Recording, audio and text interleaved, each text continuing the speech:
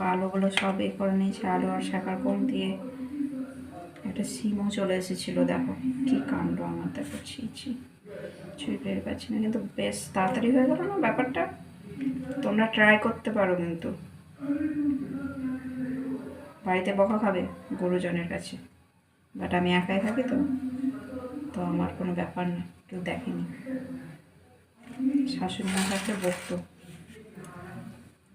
দেখো আমাকে করে নিলাম।